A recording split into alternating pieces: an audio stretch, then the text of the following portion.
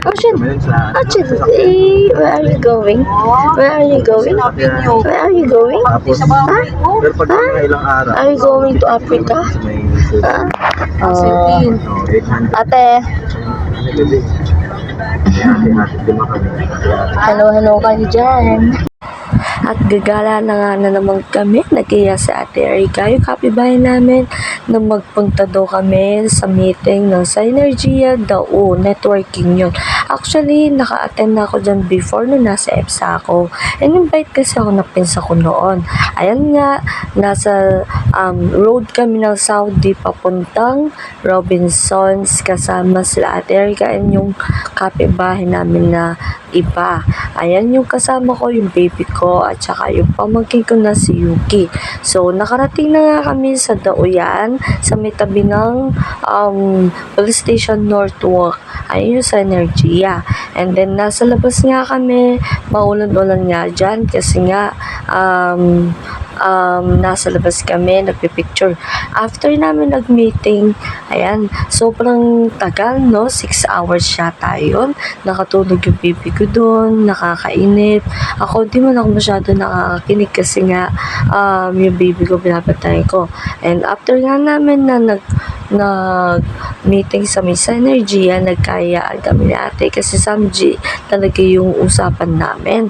So, ang usapan is punta kami ng Dao, San Gipsal or Mariels. Kaso gabi na nga yan, around 7 p.m. May mga bata kasi kasama.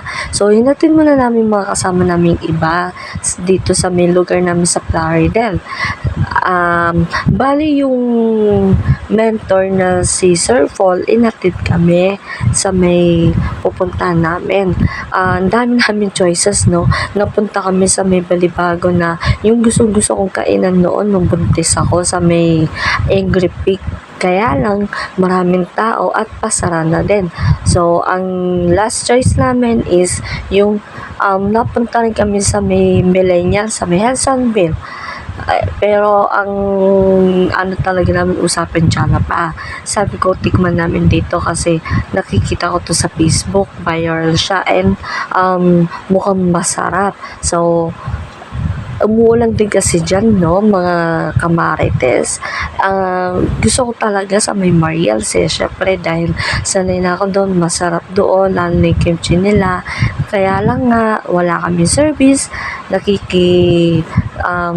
nakikisakay lang kami. Kaya, ayan, dito ang pinunta namin, dito ang bagsak namin. So, medyo na pa. So, ayan, kumakain na nga kami dyan nila Ate Erica, yung mga bata. Katak lang ako ng katak. Kayo na po maghusga kung paano kumakain. Kumakain ako ng kumakatak. Syempre, hindi ako makakain maas dyan kasi malapit ako yung baby ko. At alam nyo ba na naawa ako sa baby ko kasi umiyak siya dyan. Naubusan siya ng ang gatas. 3 na yung nadala ko, no? Ang lakas kasi niya dumede. Kaya pinambilisan na namin. Umuwi na kami. Ayan na nga.